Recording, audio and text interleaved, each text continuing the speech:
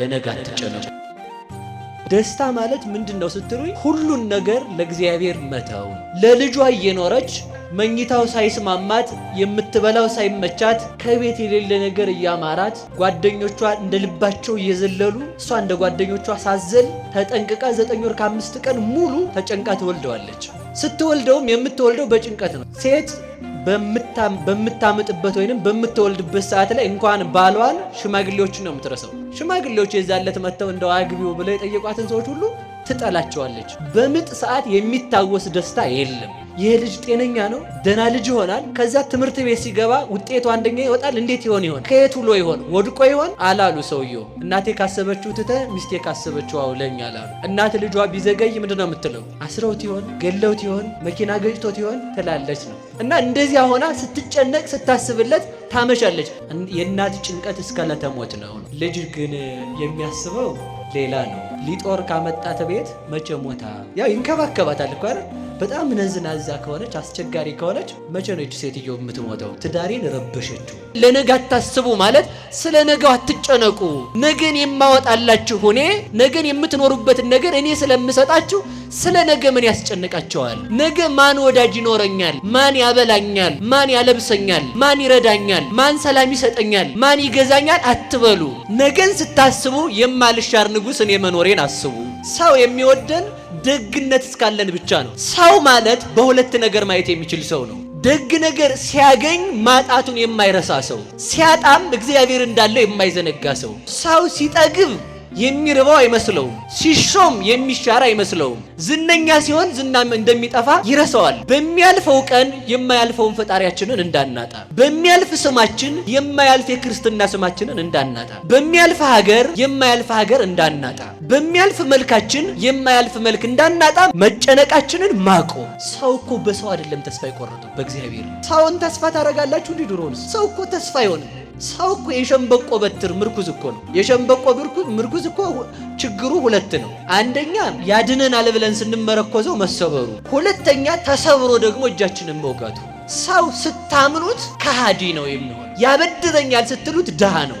ይረዳኛል ስትሉት ስስታም ነው። ይደርስልኛል ስትሉት ይዘገያል። ያውቅልኛል ስትሉት ይፈርድባቸዋል። ተኝተን ከመኝታችን ስንነሳ ተመስገን የምንልበት ምክንያት የሌሊቱን ጨለማ ያሳለፍክልን አምላክ ተመስገን ማለታችን ነው። እንደተኛን ያላስቀረህን ተመስገን ማለታችን ነው። ስንወጣ ደግሞ ተመስገን ማለታችን ሁለት ትርጉም አለው። ቀኑ ያንተ ነው እናንተው ባርከው ማለት ነው። ለእህል ጠባቂ መልአክ አለው እግዚአብሔር ያስቀመጠው። እንደዚህ እንደናንተ ኤክስፐርድ ያደርጋል እስከዚህ አይባልም። ውሃ መቼ ነው ኤክስፐርድ የሚያደርገው? አልቀን እንሞት ነበር ሁላችንም ማለት። ባርከን ጸልየን ስንበላ ቅድሚያ ለእግዚአብሔር ስንሰጥ ያ የምንበላው ነገር ራስ ፍልጠት ሆድ ቁርጠት እንዳይሆን ማን ይጠብቀዋል? እግዚአብሔር ይጠብቀዋል። ተመልከቱ። ከሰርጋችንም በፊት እግዚአብሔር ይቅደም፣ ከስልጣናችንም በፊት እግዚአብሔር ይቅደም። ያለዚያ ወንበሩን እያዞርክ ልብ መዞሩ ነው። አብሮ ልብ ከዞረ ሀገሪቱን ሁሉ አዙረ መጨረስ ነው ማለት ነው። ደሞዝም ሲወጣ ቅድሚያ ለእግዚአብሔር፣ ልጅም ቅድሚያ ለእግዚአብሔር።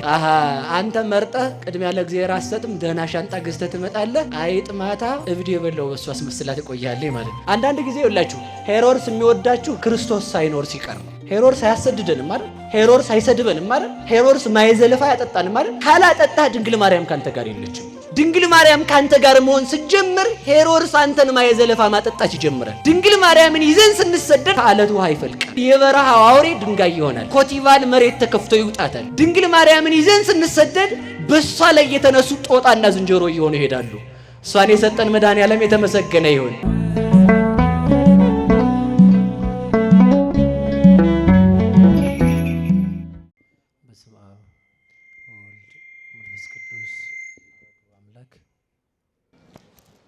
በአንድነቱ ምንታዊ በሶስትነቱ ርባ የሌለበት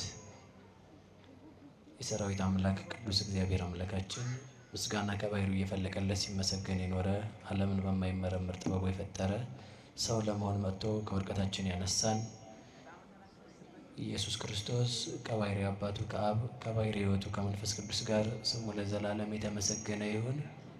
እግዚአብሔርን የወለደችልን የሕይወታችን መሶብ ከሞት ወደ ሕይወት ከርኩሰት ወደ ቅድስና ከጨለማ ወደ ብርሃን ከሲኦል ወደ ገነት ከአሳር ወደ ክብር የወጣንባት ሥላሴን ያየንባት ዓይናችን ንጽሕተ ንጹሐን ቅድስተ ቅዱሳን ድንግል ማርያም ወላዲተ አምላክ ለስም አጠራሯ ክብርና ምስጋና ይድረሰው። ጻድቃን ሰማዕታት፣ ደናግል መነኮሳት እንደየክብርና እንደየሞገሳቸው ክብርና ምስጋና ይድረሳቸው።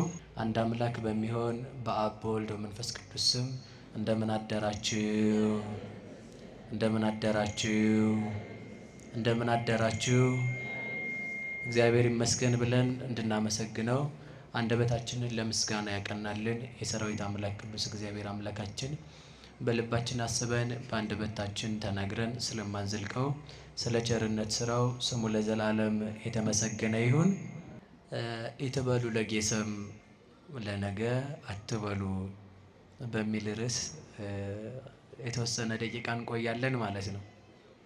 ጌሰምሰት ኤሊ ለርሳ ወይ አክላ እከያ ወስራሃ፣ ነገ ለነገ ታስባለች ክፋቷም ይበቃታል ብሎ ጌታችን መድኃኒታችን ኢየሱስ ክርስቶስ ቃል በቃል ያስተማረው ትምህርት ነው። በቅዳሴው የተነበበልንም ወንጌል ነው። የቅዱስ ማቴዎስ ወንጌል ምዕራፍ 6 ቁጥር 34 ላይ የምናገኘው ኃይለ ቃል ነው ማለት ነው። ነገ ለራሱ ይጨነቃል። እስኪ በሉ ነገ በሉ። ለራሱ ምን ይላል? ስለዚህ ነገ ለራሱ ከተጨነቀ ስለ ነገ ምን አይለንም እኛ ማለት ነው፣ አይመለከተንም ማለት ነው። እና እንደዚያ ብቻ ካልኩ ለነገ አትበሉ ያለው ጌታችን መድኃኒታችን ኢየሱስ ክርስቶስ ለምን እንደዚህ ያለን ያለውን ከኋላ እንደው የተወሰነ ቃል ብቻ አንስቼ እንደ መግቢያ እንዲሆነን ማለት ነው። ጌታችን መድኃኒታችን ኢየሱስ ክርስቶስ ርዩ አዕዋፈ ሰማይ ካስተማረባቸው የምሳሌ ትምህርቶች ብዙ ናቸው። ሰዎችን ሲያረጋጋባቸው የነበረ አንድ ነገር አለ። እሱ ምንድነው?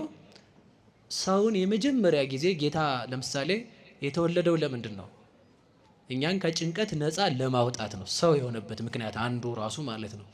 ለዚያ ነው ሊቃውንት ሲተረጉሙ ወንጌል ብሂል ብስራት ዘበትርጓሜሁ ስብከት።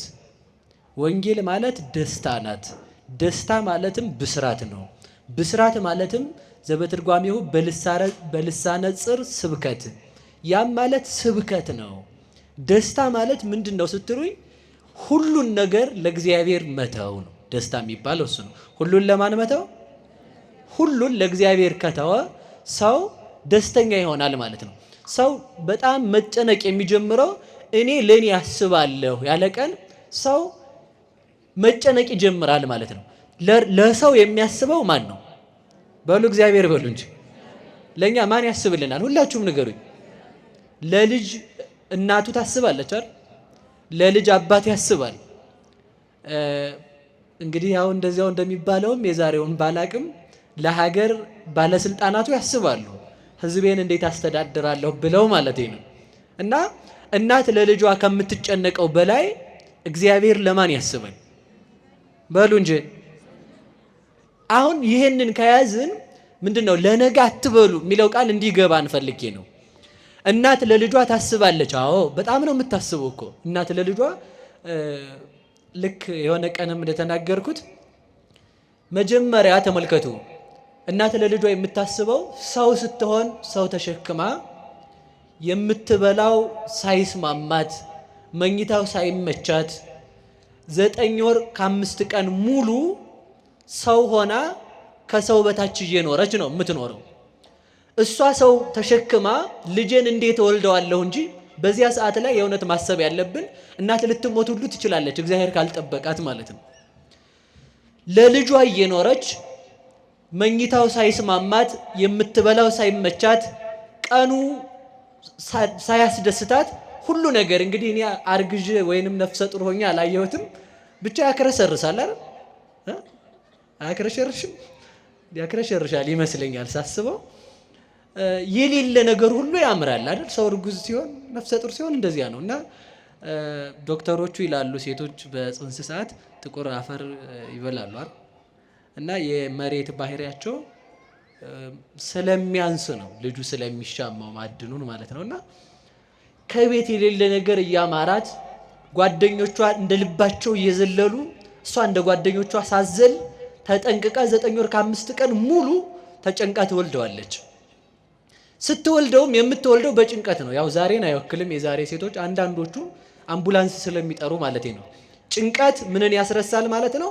ምጥ ልጅን እንዲወዱ የሚያደርግበት አንዱ ነው። ሴት በምታምጥበት ወይንም በምትወልድበት ሰዓት ላይ እንኳን ባሏን ሽማግሌዎችን ነው የምትረሳው። ሽማግሌዎች የዛለት መተው እንደው አግቢው ብለው የጠየቋትን ሰዎች ሁሉ ትጠላቸዋለች። በምጥ ሰዓት የሚታወስ ደስታ የለም። ከዚያም በኋላ ምጥ ካለፈ በኋላ በልጁ መልክ መከራው ይረሳና እንደገና ደግሞ እንደዚያ ሆና ተጨንቃ በክፉ ምጥ ውስጥ ለወለደችው ልጅ ደግሞ እንደገና ምን ማለት ታስባለች? ማሰብ ትጀምራለች። ይሄ ልጅ ጤነኛ ነው፣ ደህና ልጅ ይሆናል። ከዛ ትምህርት ቤት ሲገባ ውጤቱ አንደኛ ይወጣል። እንዴት ይሆን? ከዚያም በኋላ ከየት ውሎ ይሆን? ወድቆ ይሆን አላሉ ሰውየው። ሚስቴ ካሰበችው ትተህ እናቴ ካሰበችው፣ እናቴ ካሰበችው ትተህ ሚስቴ ካሰበችው አውለኛል አሉ። እናት ልጇ ቢዘገይ ምንድን ነው የምትለው? አስረውት ይሆን? ገለውት ይሆን? መኪና ገጭቶት ይሆን ትላለች ነው። ደግ ሚስትም አለች፣ አደራችሁን እሺ። ምን ክፉ አጋጥሞት ይሆን የምትል ትኖራለች። እውነቴን ነው። ታስሮ ይሆን የምትል ግን ያው አንዳንድ ጊዜ የታምሽቶ ይሆን እየጠጣ ይሆን እየበላ ይሆን የምትልም አጠፋም ለማለት ነው እንጂ የፈለግኩት ደግ ሚስቶች አሉ ማለት ነው። እና እንደዚያ ሆና ስትጨነቅ ስታስብለት ታመሻለች። ከዚያ መጨረሻ ላይ ተመልከቱ፣ ያ ልጅ ልክ ከደረሰ በኋላም እንኳን መጨረሻ ላይ የምታስብለት አንድ ነገር አለ። ደህና ትዳር ካላዘ ተመልከቱ፣ ደህና ትዳር ካላዘ እንደው ከምኒቱ ላይ ጣለው እያለች ለልጇ እንደገና ትጨነቃለች። ደህና ትዳር ከያዘ ደግሞ ለወለዳቸው ልጆች ታስባለች። እናት እስከዚያ እስከ መጨረሻው ድረስ የሚያስቡ እናት አባታችን ናቸው ለኛ የሚጨነቁልን። ከዚያ ተመልከቱ፣ እንደዚያ ከሆነ በኋላ ልጅ እናት ለልጅ እስከ መጨረሻው እስከ ለተሞቱ ድረስ ታስብለታለች። ተሹሞ ከሆነም ክፉ እንዳያገኘው፣ ክፉ ጓደኛ እንዳይኖረው፣ እንዳይታሰር፣ እንዳይገሉት ትመክራለች እናት። የእናት ጭንቀት እስከ ለተሞት ነው ባጭሩ። እስከ መቼ ነው የምትጨነቀው እናት? እስከምንሞት ድረስ ታስብልናለች። ልጅ ግን ተመልከቱ፣ ልጅ ግን የሚያስበው ሌላ ነው። ሊጦር ካመጣት ቤት መቼ ሞታ ነው ሊል የሚችለው አይደል? ያው ይንከባከባታል እኮ አይደል? በጣም ነዝናዛ ከሆነች አስቸጋሪ ከሆነች መቼ ነው እቺ ሴትዮ የምትሞተው? ትዳሬን ረበሸችው። አባዬ መቼ ነው ሊሞት የሚችለው? ትዳሬን ረበሸው። ወይንም ደግሞ በጣም ነዝናዛ ቢሆኑ እናትና አባትን እየጦረ ነዝናዛ ቢሆኑበት ምንድነው የሚያደርገው መሰላችሁ? ሚስቱም ደግ ባልየውም ደግ ቢሆኑ ታያቸው ያልፋል። ነገ ሊሞቱ አይደል እያለ ሞትን እያሰበ ይጦራል። እናት ግን እስከምትሞት ድረስ ለልጇ ትጨነቃለች። አባትም ለልጁ ያስባል። እናትና አባት ለልጅ ይሄን ያህል የሚጨነቁ ከሆነ እግዚአብሔር ለፈጠረን አይጨነቅልንም ወይ ነው? አያስብልንም? ንገሩኝ እንጂ እግዚአብሔር ለኛ ማንኛውም ወዳጃችን ከሚጨነቅልን በላይ ይጨነቅልናል። ማንኛውም ሰው ከሚያስብልን በላይ ያስብልናል። በዚያውም ላይ ተመልከቱ፣ እናትና አባት ብናስከፋቸው ያዝኑብናል። ለነሱ በጎ እስከሆነ ድረስ ነው ሊያስቡልን የሚችሉት። ያለዚያ ግን ሊረግሙንም ይችላሉ። እግዚአብሔር ግን ተመልከቱ፣ ክፉ ሆነን እንኳን የማይረግመን አባት ነው። ክፉ ሆነን እንኳን የማይረግመን እናት ነው። ክፉ ሆነን እንኳን የሚያስብልን የሚጨነቅልን፣ ነገ ንስሐ ይገባል፣ ነገ ወደ እኔ ይመለስልኛል ብሎ ቀንን የሚሰጠን አምላክ ነው። ስለዚህ እግዚአብሔር ከእናትም በላይ እናት ነው፣ ከአባትም በላይ አባት ነው። ስለዚህ ለነገ አታስቡ ማለት ስለ ነገው አትጨነቁ። ነገን የማወጣላችሁ እኔ ስለ ነገ ደግነቷን እንድሰጣችሁ፣ ነገን የምትኖሩበትን ነገር እኔ ስለምሰጣችሁ ስለ ነገ ምን ያስጨንቃቸዋል? ነገ ማን ወዳጅ ይኖረኛል? ማን ያበላኛል? ማን ያለብሰኛል? ማን ይረዳኛል? ማን ሰላም ይሰጠኛል? ማን ይገዛኛል አትበሉ። ነገን ስታስቡ የማልሻር ንጉሥ እኔ መኖሬን አስቡ። ነገን ስታስቡ የማታጡኝ ወዳጅ እኔ መሆኔን አስቡ። ሰው የሚወደን ደግነት እስካለን ብቻ ነው ሰው ሊወደን የሚችለው አይደለም።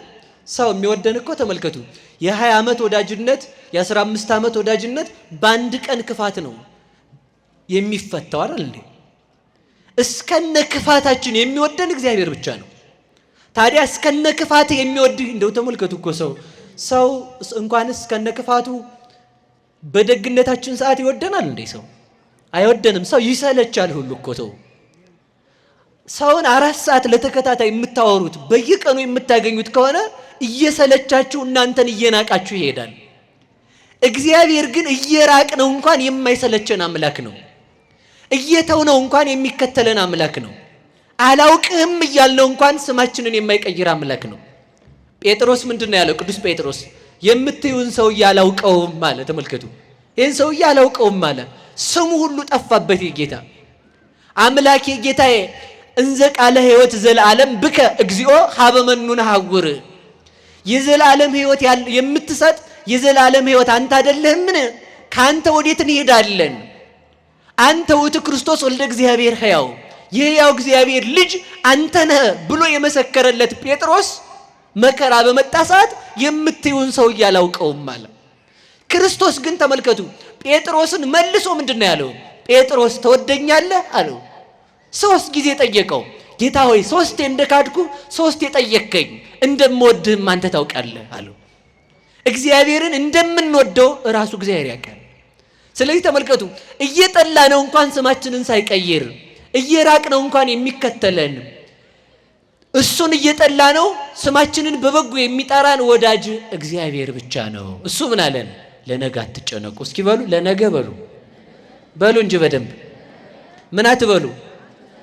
ይህን በደንብ ማሰብ አለባችሁ። ክፉ ነገር ሲመጣም ማን አለን? በሉ እንጂ እግዚአብሔር አለን። ደግ ነገር ሲመጣም ማን አለን? እግዚአብሔር አለን። ሰው ማለት በሁለት ነገር ማየት የሚችል ሰው ነው። ደግ ነገር ሲያገኝ ማጣቱን የማይረሳ ሰው፣ ሲያጣም እግዚአብሔር እንዳለው የማይዘነጋ ሰው። አንዳንድ ሰው ተመልከቱ፣ ሰው ሲጠግብ የሚርበው አይመስለውም፣ ሲሾም የሚሻር አይመስለውም። ዝነኛ ሲሆን ዝናም እንደሚጠፋ ይረሳዋል። ፀሐይ ጠዋት የወጣችው እኮ ማታ ልትጠልቅ ነው። በዚህ ዓለም የምናገኛቸው ደስታዎች ሁሉ አላፊ መሆናቸውን ማሰብ ነው። በሚያልፈው ቀን የማያልፈውን ፈጣሪያችንን እንዳናጣ፣ በሚያልፍ ስማችን የማያልፍ የክርስትና ስማችንን እንዳናጣ፣ በሚያልፍ ሀገር የማያልፍ ሀገር እንዳናጣ፣ በሚያልፍ መልካችን የማያልፍ መልክ እንዳናጣ ምን ማለት አለብን? መጨነቃችንን ማቆም። ልንጨነቅበት የሚገባው ከእግዚአብሔር ጋር ከራቅን ብቻ ነው። ከማን ከራቅን? ከእግዚአብሔር የራቀ ሰው መጨነቅ አለበት። ለምን? እግዚአብሔርን አጥቷላ። ስለዚህ ተመልከቱ እሱ ምን አለን መሰላችሁ? ርዩ አዕዋፈ ሰማይ፣ የሰማይ ወፎችን ተመልከቱ። አይዘሩም አያጭዱም፣ ጎተራም የላቸውም። የሰማይ ወፎችን ተመልከቱ። የሰማይ ወፎችን የሚመግባቸው እናንተን አይመግብምን? የሰማይ ወፍን የሚጠብቅ እናንተን አይጠብቅምን? የሰማይ ተመልከቱ። በጣም እኔ እዚህ ላይ አንድ የሚገርም ነገር አለ። አንድ ቀን ተናግሬ ይሆናል፣ ሊቃውንትም ማስተምረውት ይሆናል። እስኪ በሉ የሰማይ ወፎችን በሉ ተመልከቱ። ርዩ እጉለ ቋዓት ብለው በሉቃስ ያነቡታል ሊቃውንቱ። የአሞራ ጫጭትን እዩ ይላል። እስኪ በሉ የአሞራ በሉ ምን ነው? እዩ እሱ ነው። ይሄ ምን አይነት መሰላችሁ? አሞራ መልኩ ምን አይነት ነው? ቀይ ነው እናንተ ሰፈር ያለው? ጥቁር ነው። እስኪ በሉ ጥቁር በሉ። አሞራ በነገራችን ላይ በጣም ሰው ነው ከአሞራ ያነሰ እንጂ አሞራ በጣም ጠንቀቃ ፍጡር ነው። አሞራ ልጅ የሚያደርገው እሱን የመሰለው ልጅ ብቻ ነው። አሁን እንግዲህ ይታቀፍና እንደማንኛውም እንቁላሉን ይጥልና ሲቀፈቅፈው ከእንቁላሉ ውስጥ ሲወጣ ጫጩት ቀይ ነው አይደል መልኩ። ስለዚህ እኔን አይመስልም ማለት ሰው እኔን አይመስልም ብሎ የተወው ኃጢአት አለ? የተወዋለ ሰው እኔን አይመስልም ብሎ የሸሸዋል የለም። ሰው እሱም ቢመስል ባይመስል ብቻ ጥቅም ካገኘ መጠጋት ነው ብሎ ማለት ነው። ስለዚህ እኛን ከማይመስለን መራቅን ከአሞራ መማር አለብን። ሲፈለፍለው በአርባ ቀኑ ነጭ ነው ማነው ቀይ ነው ልጁ። አሃ የማንንም ልጅማ ታቅፌ አላሳድግም ብሎ ትቶት ሄደ ማለት ነው። እስከ 40 ቀን ድረስ ሊቃውንት እንደሚሉት አሞራ ተስፋ እንዳይቆርጥ እግዚአብሔር ለአሞራ አንድ ነገር ሰጥቶታል። ምን ያለ ማለት? ተስፋ አለ መቁረጥ። እስኪ በሉ ተስፋ አለ መቁረጥ በሉ። ሲያውን ተስፋ ትቆርጣላችሁ አቆርጡ። ሰው እኮ በሰው አይደለም ተስፋ ይቆርጠው በእግዚአብሔር ነው። ሰውማ ተስፋ እንዴው ከተመረ ሰውን ተስፋ ታረጋላችሁ እንዴ? ድሮንስ ሰው እኮ ተስፋ አይሆንም። ሰው እኮ የሸምበቆ በትር ምርኩዝ እኮ ነው። የሸምበቆ ምርኩዝ እኮ ችግሩ 2 ነው። አንደኛ ያድነናል ብለን ስንመረኮዘው መሰበሩ፣ ሁለተኛ ተሰብሮ ደግሞ እጃችንን መውጋቱ። ሰው እንደዚያ ነው። ሰው ስታምኑት ከሃዲ ነው የሚሆነው። ያበድረኛል ስትሉት ድሃ ነው። ይረዳኛል ስትሉት ስስታም ነው። ይደርስልኛል ስትሉት ይዘገያል። ያውቅልኛል ስትሉት ይፈርድባቸዋል። ወዳጅ ማለት እግዚአብሔር ነው፣ በሰው አይደለም። ሰው በሰው ላይ ያለው ተስፋ ቢጨልም እግዚአብሔር ላይ ያለው ተስፋ አይጨልምም። እግዚአብሔር እንደዚያ ቢሆን ኃጢአት በሰራን ዕለት ቆርጦ በጣለን ነበረ። ዛሬም ልጆቼ የሚለን እኮ እግዚአብሔር ፍሱህ ስለሆነ እኮ ነው። እግዚአብሔር ተስፋ ስለማይቆርጥ እኮ ነው። በእኛ እግዚአብሔር ተስፋ ካልቆረጠብኝ ለምንድን ነው እኔ ተስፋ የምቆርጠው በአምላኬ? እግዚአብሔር ሁሉን ያደርግልናል። ሁሉን የሚያደርግልን አምላክ የተመሰገነ ይሁን። ከዚያ መጣ ያሞራ ሳያት ሌላ ናት። የሰው ልጅ አላሳድግም ብሎ ትቷት ሄደ። ከዛ መጨረሻ እየመጣ የት ያደርጋል ምናልባት ልጅ መጣ እንደው እያለ ማለት ነው። ከዛ እግዚአብሔር ቸር አይደል በሞት ያፈርሰውን እስከ 40 ቀን ድረስ አሁን ምን እየበላ ሰነበተ? እስከ 40 ቀን ድረስ ያሞራ ልጅ እናቱ አታበለው። እንደው እኮ ይገርማል። እንደው አለመሞቱ አይገርማችሁ? አፉ አልጠነከረ፣ ክንፍ የለው፣ እግሩ አይሄድ፣ እባብ ወጥቶ እንዳይበላው ማን ነው የሚጠብቀው? በሉ እግዚአብሔር በሉ እንጂ ምን ያበላዋል እኮ ነው አሁን ትልቁ ጥያቄ። እግዚአብሔርን ማድነቅ ነው እንጂ እንዲህ ያለውን አምላክ ያሞራ ልጅ የጠበቀ አምላክ እኔን አይጠብቀኝም እንዴ? ለነገ አትጨነቁ እኮ እሱ ነው እኮ። ተመልከቱ፣ አሞራን የሚጠብቅ አምላክ አንተን አይጠብቅም ወይ? እኔ የሚገርመኝ ተመልከቱ፣ እባብ በዛፍ ላይ ወጥቶ ጉርስ አድርጎት እንዳይሄድ እግዚአብሔር ሲጠብቅ መቆየቱ። ምግቡን ከየት ያመጣለታል? በጣም እኮ ነው የሚደንቀው እግዚአብሔር። አሁን አንዳንድ ጊዜ ዛፍ ላይ ሲወጡ አይታችኋል። ቁጫጮች ዛፍ ላይ ሲወጡ ታያላችኋል። እግዚአብሔር ምግቡን ቁጫጭን በእግሯ እየመራ ወስዶ ከዛ ተመልከቱ፣ ቁጫጭ እርጥብ ፍለጋ ነው የሆነ ዛሂል ካፉ የሚወጣው ምራቁን ፍለጋ እየወጣች ስትሰፍርበት ሲል ያስገባታል። ሲል ምራቁ ይወጣል። ከዛ በምራቁ እየሳበ 40 ቀን ሙሉ ሲመገባቸው ሰንብቶ ሰውነቱ መስታወት አይደል? ዶሮ አላያችሁ? ጸጉሯ ሲነጭ ምደምቶ ነው። እንቅርቷ ውስጥ ያለው የበላችሁ ጥሬ ሁሉ ይታያል። ከዛ የሳበ 40 ቀን ሙሉ ያንቁጫጩን ስቦ ይጠቁራል። ተመልከቱ፣ እስከ 40 ቀን ግን ምን መገበ እግዚአብሔር ለአሞራ ልጅ ምን መገበ? ቁጫጭ በሉ እንጂ ምን አስጨነቀህ እኮ የሚባለው እሱ ነው። ታዲያ ይኸውልህ ለአሞራ ልጅ ክንፍ ለሌለው እግሩ ላልበረታ እናት አባቱ ለተውት ለአሞራ ልጅ ቁጫጭ መገበ እግዚአብሔር ላንተ አይመግብህም ወይ? ምንድነው ያስጨነቀህ? በዚያውስ ላይ ምድራዊ ህብስት አይደለ ስጋውን ለሰጠህ ላንተ ምድራዊ እንጀራ ይነሳሃል ወይ? ሰማያዊ ቤት ለሰጠህ ላንተ ምድራዊ ቤት ይነሳሃል ወይ? መልኩን ለፈጠረልህ ላንተ ምድራዊ መልክ ይነሳሃል ወይ? ሰማያዊ ሀገር ለሰጠህ ላንተ ዓለማትን የተሸከመው እግዚአብሔር እሱ ሊኖርበት ሳይሆን እኛ ልንኖርበት ነው። ዓለምን ተሸክሞ የሚያኖርህ እግዚአብሔር አንተን ላንተ ሀገር ይነሳሃል ወይ? ዘመዶች ቢያልቁ መላእክትን ለሰጠህ ላንተ ምድራዊ ዘመድ ራሱን ዘመድ አድርጎ ለሰጠህ ዘመድ የለኝም ብለህ የምትጨነቀው ለምንድን ነው? ነገ ለነገ ያውቃል፣ አትጨነቁ፣ ለዛሬም አትጨነቁ አለ። እንኳን ለነገ ለዛሬም እመጣለሁ እሱ ጋር። ከዚያ ተመልከቱ ምን አደረገ መሰላችሁ? እስከ 40 ቀን እየበላ ቁጫጭ ሰነብትና በ40ኛው ቀን ጥቁር ሲሆን አሞራ ትመጣና ልጄን ማን አመጣው ብላ እንደ ልማዷ ትል እያመጣኝ ማብላት ትጀምራለች ማለት ነው። ቅድሚያ ግን ማን ያለን? በሉ እግዚአብሔር በሉ። ቅድሚያ የአሞራ ልጅ ማንን አገኘች? እግዚአብሔርን። አያችሁ፣ ቅድሚያ የምናገኘው ለካ እግዚአብሔር ነው። ቅድሚያ የምናገኘው እኛ ስለለወጥ ነው። አያችሁ፣ ቅድሚያ የምናገኘውን እግዚአብሔርን መጨረሻ አረግ ነው። በዛ የተነሳ እግዚአብሔር ምን እንሆናለን? ተጨናቂዎች እንሆናለን። ቅድሚያ ማን ይሁን? በሞቴ ንገሩኝ። ከመኝታችን ስንነሳ ማን ይቅደም? ታክሲ ልገባ ነው ልሳፈር ነው ሳይሆን ማን ይቅደም? በሉ ቸር ያሳደርከኝ አምላክ በሉ። ሁላችሁም አማትቡ እንጂ ቸር ያሳደርከኝ አምላክ፣ ቸር አውለኝ፣ ጨለማውን ያሳለፍከው አምላክ በሉ። ብርሃኑን ባርክልኝ። በቃ ይሄን ማለት አለበት ሰው። ቢያንስ ጸሎት መጸለይ ያለበት ቅድሚያ ከመነሳት በፊት እግዚአብሔር ያዝ። በቃ ይኸው የአሞራ ልጅ ቅድሚያ ያላት ማን ነው? በሉ እግዚአብሔር በሉ እንጂ በሞት ያፈርሰውንላችሁ። እኛስ ቅድሚያ ያገኘን ማን ነው? ቅድሚያ የተቀበለን ማን ነው? በሞት የነገሩኝ እናት አባታችን እኮ ለመሳደብ አይደለም። እሺ ይኸውላችሁ እንግዲህ ተንኮለኛ እንዳትሆኑ። እናት አባታችን እኮ በመኝታ አንድ ከሆኑ በኋላ ጣሉን አይደል እንዴ? ጣሉን፣ ውሃ ሆነን ማን እጅ ላይ ነው ያለነው? ቅድሚያ የተቀበለን ማን ነው?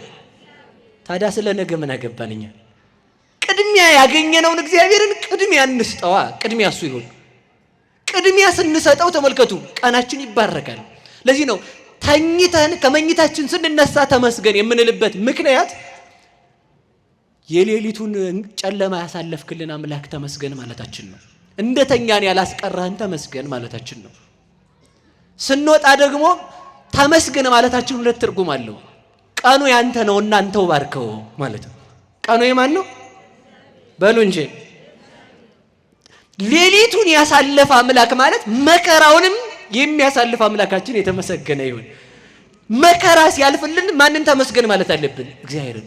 ሰው ተመልከቱ የጠገበ ዕለት ፈጣሪውን መርሳት ይጀምራል።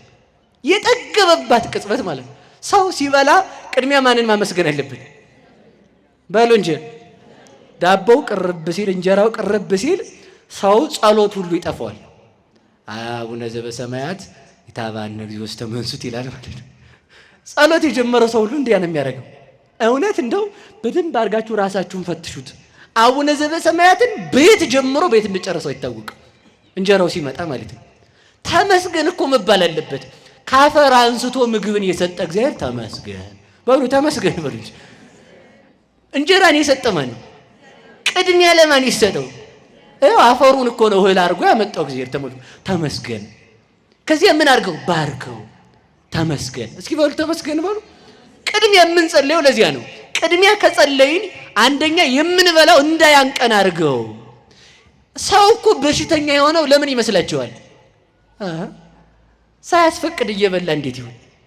ጤና አድርግልኝ ያላለው ዝም ብሎ ይገጥመዋል ማለት ነው። እግዚአብሔር እኮ ተመልከቱ የውሃ ጠባቂ መልአክ አስቀምጧል። ውሃ እንዳይገለን የከተማው ክሎሪ ስለሚጨመር ነው ሊል ይችላል ሰው። እንደዚያ እንዳይቆሽሽ ያደረገው ለምንድን ነው ከተባለ ለውሃ ጠባቂ መልአክ ያበጃ አምላክ ነው። ለእህል ጠባቂ መልአክ አለው እግዚአብሔር ያስቀመጠው። እንደዚህ እንደናንተ ኤክስፓየርድ ያደርጋል እስከዚህ አይባልም። ውሃ መቼ ነው ኤክስፓየርድ የሚያደርገው? አልቀን እንሞት ነበር ሁላችንም ማለት ነው። ጠባቂ ያለው እግዚአብሔር ንጹህ አድርጎ የሚጠብቀው መልአክ አበጅቷል። ስለዚህ ተመልከቱ ተመስገን ባርከን ጸልየን ስንበላ ቅድሚያ ለእግዚአብሔር ስንሰጥ ያ የምንበላው ነገር ራስ ፍልጠት ሆድ ቁርጠት እንዳይሆን ማን ይጠብቀዋል? በሉ ንገሩኝ። እግዚአብሔር ይጠብቀዋል። ተመልከቱ የምንበላው እዚያው አልወጣ ቢልስ እኮ መከራ እኮ ነው። አልወጣም ካለም ችግር ነው ጎበዝ። አሁን ሰው መብላት ብቻ ጤና ሊመስለው ይችላል። ካልወጣም ችግር እኮ ነው አይደል እንዴ? መሞት አለ እኮ። እውነቴን ነው። ለዚያ ነው እግዚአብሔር በነፋስ ባህሪ በእሳት ባህሪ ያቀልጣል፣ በውሃ ባህሪ ይበጠብጣል፣ በእሳት ባህሪ ያፈላል፣ በነፋስ ባህሪ አካል የሚሆነውን ለደም ስር ይሰጥና ቆሻሻውን አስወጥቶ ይጥላል። እግዚአብሔር ተመስገን መባል አለበት እኮ። እውነቴን ነው።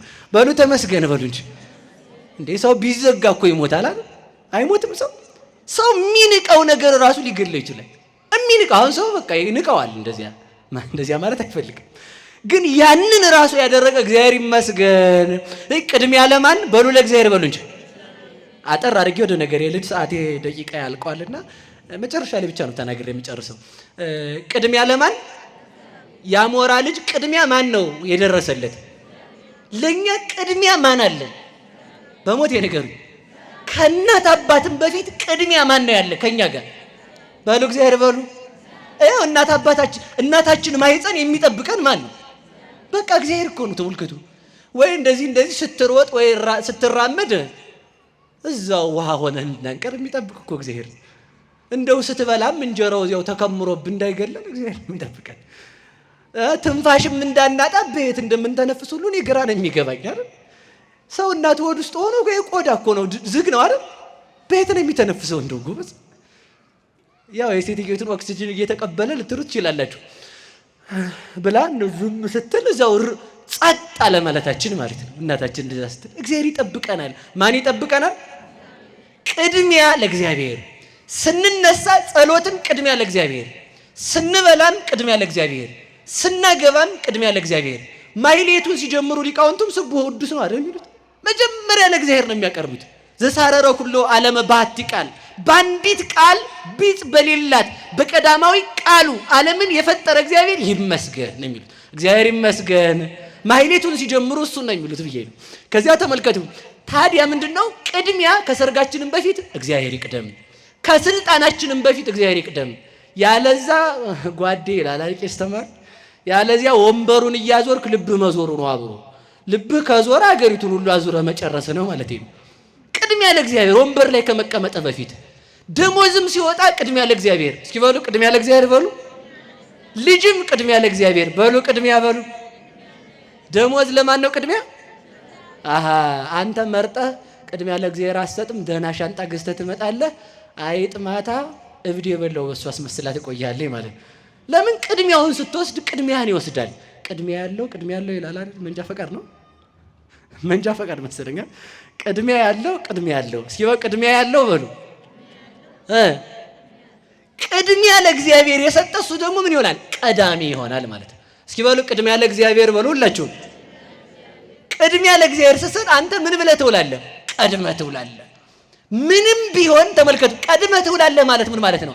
ኃጢአትን በጽድቅ ቀድመው ትውላለህ። ክፉዎችን በደግነት ቀድማቸው ትውላለህ። ክህደትን በሃይማኖት ቀድመው ትውላለህ። ማን ሲኖር? እግዚአብሔር ሲኖር። እግዚአብሔር ከሁላችን ጋር ይሁን። ያንን አሞራ በ40 ቀኑ እናቱ መጣችለት። እዚያ በኋላ አደገ ነው ባጭሩ። እና እግዚአብሔር ቅድሚያ የምናገኘው አምላካችን ነውና እስኪ በሉ ለነገ በሉ አትጨነቁ። አንድ ቃል ብቻ ነው የምናገረው። እስኪ ዛሬ በሉ። ዛሬም አለመጨነቅ ነው። ይሄን ወቁሽ። ለነገ አትጨነቁ ያለው ሊቃውንት ምን ይላሉ? ለነገ እያላችሁ ሆዳችሁን እያሻችሁ አትብሉ። ሰው ነገ እንዳይረበኝ እያለ ጾም ከሆነ በተለይ የጾም መያዣ በቃ መከራውን ነው የሚያመሸው። መከራውን በቃ ይለቅ እንጂ ብሉ እያለ ማለት። ኧረ ጎበዝ፣ እዛ ድሃ ሰው እኮ አለ ለዚህ አብሉ እንጂ ጎበዝ። ዝም ብሎ ለነገ እንዳይረበኝ እያሉ መብላት ነው እንዴ? ነገ ምን ይታወቃል? ባንክ ቤት ላስቀምጥም አይባልም። ለነገ ነገ ያውቃል ማለት እለቱ ሳይሆን ነገን የሚያመጣት እግዚአብሔር ያውቃል። እስኪ በሉ ነገን የሚያመጣት በሉ እግዚአብሔር ያውቃል። ስለዚህ ምን አትበሉ ነው? በሉ አትጨነቁ በሉ እስኪ። እሺ እድሜ መቼ ይጀምራል? ዛሬ የመጨረሻዬ ነው። እስኪ በሉ ዛሬ በሉ። እድሜያችሁ መቼ ነው? ቅዱስ ጳውሎስ ሁለተኛ ቆሮንቶስ ምዕራፍ 6 ላይ ሲናገር በዕለት ሪት ሰማይኩከ ወበዕለተ መድኃኒት ረዳይኩከ፣ በተመረጠች ቀን ሰማሁህ ይላል። እስኪ የተመረጠች ቀን በሉ እንጂ ዛሬ ናት። እስኪ በሉ ዛሬ በሉ ዛሬ በሉ። ሰው የሚኖረው ዛሬ ነው። ነገ አትኖሩም። እሺ መቼ ነው የሚኖረው? ነገም ስትደርሱ ነገ ማናት? ነገ ስትደርሱ ነገ ማናት? ነገ ስትደርሱ ነገ ማናት? የዛሬ ዓመት ስትደርሱ የዛሬ ዓመት ማናት? በሉ ዛሬ በሉ። የሰው እድሜው ዛሬ ነው። እስኪ በሉ ዛሬ በሉ። እንግዲህ ዛሬን አንድ ነገር ብቻ ልናገር። ይሄ ዛሬን ማለት ነው። የዛሬ ዓመት ድረስ አይደለም። እሺ ዛሬ ማለት ነው። እና ዛሬ መኖር ማለት ተመልከቱ፣ ዕለት የተባለችው እመቤታችን ናት። የመጨረሻዬ ነው። እስኪ በሉ ዕለት በሉ። ማናት? ዕለት ህሪት፣ የተመረጠች ቀን፣ የመዳን ቀን ማለት ድንግል ማርያም ናት። የተረገመ ቀንማ እኮ አለ። አዎ ከእግዚአብሔር ጋር ያልኖርክበት ቀን አይደለም፣ የተረገመ ቀን ነው። የተመረጠች ቀን ማለት እግዚአብሔርን የሰማንበት ቀን፣ የተመረጠ ቀን። ሰው ይላል አይደል? ልዩ ቀን፣ ልዩ ጥቅል ሁሉ ይላል። ቴሌው ሁሉ ማለት ነው። ልዩ ቀን ይላል፣ ከእግዚአብሔር ጋር የሆንክበት ነው። ልዩ ቀን ይላል፣ ከድንግል ማርያም ጋር የሆንክበት ነው። ልዩ ቀን ይላል፣ የኃጢአት ማይበል የተገታበት ዕለት ነው። ልዩ ቀን ይላል፣ ከክርስቶስ ጋር የኖርክበት ነው። የሉቃስ ወንጌል ምዕራፍ 15 ላይ የጠፋው ልጅ ሲመለስ ለሱ ልዩ ቀኑ ነበር። ምኑ ቀኑ ነው? በሉ ንገሩኝ እንጂ። በአባቴ ቤት እንኳን ልጅ መባል ባሪያ መባል አይገባኝም። አባቱ ግን ምን አለ? አረ እንደውም በሬ ረዱለት አለ። ከቀደመው ይልቅ ወደደው። አያችሁ፣ ጠፍተን የነበርነው ሰዎች የተገኘነው በድንግል ማርያም ነው። ጠፍተን ለነበርነው ሰዎች ስንመለስ ፍሪዳ ክርስቶስ የታረደልን ከድንግል ማርያም ተወልዶ ነው። ተሰደን የነበርነው ሰዎች ከስደት የተመለስነው በድንግል ማርያም ነው። ሞተን የነበርነው ሰዎች ሕይወትን ያገኘነው ድንግል ማርያም ክርስቶስን ወልዳ ነው። የሐዘናችን የልቅሷችን መጨረሻ የሆነው በድንግል ማርያም ለቅሶ ነው። የዓለም ለቅሶ አበቃ እኮ በድንግል ማርያም። ለዚህ ነው ዛሬ ምን አሉ ሊቃውንት? ተፈጸመ አሉ። ተመልከቱ፣ ማህሌተ ጽጌ ስሙር፣ የተወደደው የጽጌ ማህሌት አበቃ ሳይሆን ተመልከቱ፣ ተፈጸመ ማለት ተገለጠ፣ ተረዳ፣ ጸና ማለት ነው። አያልቅም። ለምን? ሐዘናችን ማለቂያ የሌለው ነበር። ማለቂያ የሌለው ደስታ በድንግል ማርያም መጣልን። ደስታ በእሷ ያመጣልን አምላክ የተመሰገነ ይሁን። አሜን በሉ። ሁላችሁም እጃችሁን አውጡ አንድ ጊዜ። ዛሬን እኖራለሁ በሉ እንጂ። ዛሬ ፀሐይ ወጥቷል አልወጣም? ዛሬ ፀሐይ የወጣው በድንግል ማርያም ነው፣ ለዓለም የወጣለት ፀሐይ ክርስቶስ። ስለዚህ ተመልከቱ፣ ሁልጊዜም ማሰብ ያለብን የመጨረሻ መልእክቴ ነው። ሁልጊዜም ማሰብ ያለብን መቼም የማናጣት የመረረው ዓለም የጣፈጠባት በሞተው ዓለም ላይ ያችን የኖህን ርግብ አስታውሱ። በሞተው ዓለም ላይ በሞተው ከብት መካከል ላይ በክንፍ እየበረረች የምትሄድ ርግብ እንተትሄው ጾሙ ለባይታውያን የምትባል ወላዲት አምላክ አለችን። ስለዚህ ዛሬም ስንኖር ድንግል ማርያም አለችን። ስለ ነገ እናስብም። ዛሬ ማን አለችን? ነገስ ማን አለችን? ነገ ማን ነው? ዛሬ ነው። ነገ ማን አለችን? በሉ ድንግል ማርያም በሉ እንጂ። ድንግል ማርያም ስትኖረን ማን አለን? ንገሩኝ። እግዚአብሔር አለን። አንድ ሐሳብ ብቻ ልንገራችሁ። ስንሰደድ ማን ትኑር? አንዳንድ ጊዜ ይኸውላችሁ ሄሮድስ የሚወዳችሁ ክርስቶስ ሳይኖር ሲቀር ነው። ሄሮድስ ይወደናል አይደል? ሄሮድስ አያሰድደንም አይደል? ሄሮድስ አይሰድበንም አይደል? ሄሮድስ ማይዘለፋ ያጠጣንም አይደል? ካላጠጣ ድንግል ማርያም ካንተ ጋር የለችም። ድንግል ማርያም ካንተ ጋር መሆን ስትጀምር ሄሮድስ አንተን ማይዘለፋ ማጠጣት ይጀምራል። አንተን ማይዘለፋ ሲያጠጣ 7 እጅ እንደ ፀሐይ እያበራ ትገኛለህ እንጂ አትጎዳም። ስደትም ቢሆን ከድንግል ማርያም ጋር ያምራል። ሞትም ቢሆን ከድንግል ማርያም ጋር ያምራል። ለምን? ሕይወት አለና። ልጇ ሕይወት ነው። ረሃቡም በድንግል ማርያም ልጅ በክርስቶስ ቀርቶልናልና እሷን የሰጠን መድኃኔዓለም የተመሰገነ ይሁን። ስለዚህ መድኃኒቱ ምንድነው? ሄሮድስ ሲያሰድደን፣ ቆይሽ ሄሮድስ ከሚያሰድዳችሁና ከማያሰድዳችሁ ምረጡ። ቢያሰድዳችሁ ባያሰድዳችሁ፣ አቤት አይንካን። ያሰድዳችሁ ማንን ይዛችሁ ትሄዳላችሁ? ያው ሄሮድስ አላሰድድም የሚላቸው ሰዎች ካያችሁ ክርስቶስ ድንግል ማርያም የተሰደደችው ማንም ብላ ነው? እሷን ነው የፈለጋል? ልጇን ነው? ንገሩኝ እንጂ ልጇን ፍጡር የሚል ሰው የሄሮድስ ልጅ ነው። ስለዚህ እኛ ምን አድርገን እንሰደዳለን? ይዘን ስንሰደድ መንገድ የሚዘጉ ግመሎች ድንጋይ ይሆናሉ። ይዘን ስንሰደድ ከአለት ውሃ ይፈልቃል። ይዘን ስንሰደድ የበረሃው አውሬ ድንጋይ ይሆናል።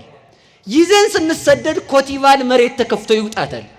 ድንግል ማርያምን ይዘን ስንሰደድ ተመልከቱ፣ የበረሃ አውሬ ይሰግድልናል።